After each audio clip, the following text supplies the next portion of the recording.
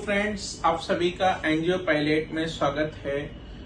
आज की इस एनजीओ की वीडियो में हम देखेंगे कि क्या एक एनजीओ ऑर्गेनाइजेशन भी कुछ बिजनेस एक्टिविटी कर समाज सेवा का कार्य कर सकती है।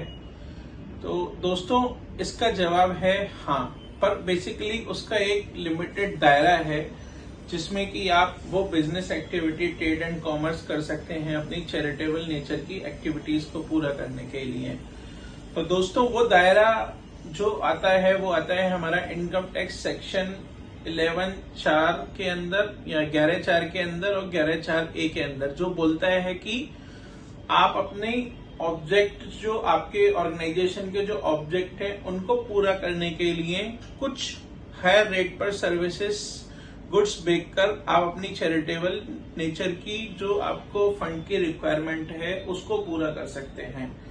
तो दोस्तों, जो हमारी चैरिटेबल नेचर की जो एक्टिविटीज हैं वो मैं फिर से आपको एक बार डिफाइन कर देता हूं। 215 के अंदर जैसे कि सबसे पहले आपको एजुकेशन में अगर आप कोई काम कर रहे हैं, हेल्थ में कोई काम कर रहे हैं, आप रिलीफ ऑफ द पुअर कर रहे हैं, प्रिजर्वेशन ऑफ एनवायरनमेंट कर रहे हैं, या आप कोई नेशनल हेरिटेज वगैरह की प्रिजर्वेशन कर रहे हैं, क्लीन वाटर वगैरह पर काम कर रहे हैं। और छठे नंबर पर आता है हमारा योगा, जो भी रिसेंटली ऐड हुआ है। तो आप जो भी उससे एक्टिविटी कर जो भी धन कमा रहे हैं वो आपको इन 6 में से जो भी आपका ऑब्जेक्ट होगा ऑर्गेनाइजेशन का उसमें लगाएंगे तो वो परमिट है।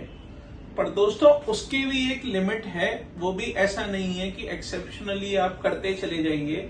तो उसकी भी एक लिमिट है कि जो आप इन 6 एक्टिविटियों में से जिस भी आप एक्टिविटी में कवर थे, तो लेट सपोज अगर आप अपने मेन ऑब्जेक्ट से, यानी कि education, health, relief of the poor, preservation of environment, heritage और ये अपना योगा, इनसे टोटल रिसिप्ट आपकी annual during the year 50 lakh रुपए थी, तो आपको उसका 20% तक ही, मतलब 10 लाख रुपए तक ही आप एक्टिविटी कर सकते हैं।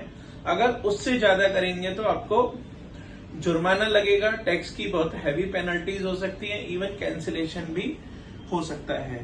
तो आपको जब ये आप एक्टिविटी करें 11(4) और 11(4)(a) के अंदर जो बिजनेस एक्टिविटी है, अगर आप ऐसा कुछ करने का विचार रख रहे हैं तो वो एक दायरे में रहकर करें और उसकी 20% के लिमिट को फॉलो करें।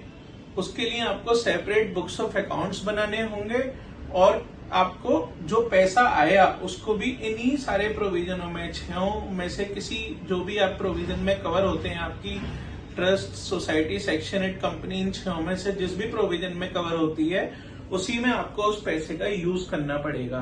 तो दोस्तों, कुछ हद तक ऐसे प्रोविजनों से एक एनजीओ ऑर्गेनाइजेशन को अपने फंड्स को मैनेज करने में हेल्प मिलती है। इसलिए मैंने आपको ये शेयर किया कि आपके पास भी इस तरह का एक प्रोविजन है जो कि आपको हेल्पफुल होता है। गवर्नमेंट इस चीज को समझती है, इसलिए उन्होंने ये प्रोविजन बना रखा है। बट फिर भी इसको बहुत ध्यान से करना जरूरी है। एक अच्छे प्रोफेशनल की सलाह लेकर उसको लिमिट को समझें, उसके नियम एंड कायदे कानून को समझें, अन्यथा आपको भारी भरकम पेनल्टी का भी सामना करना पड़ सकता है। तो दोस्तों, इस संबंध में अगर आपको कोई क्वेरी हो तो आप कमेंट बॉक्स में कमेंट कर सकते हैं। Thank you.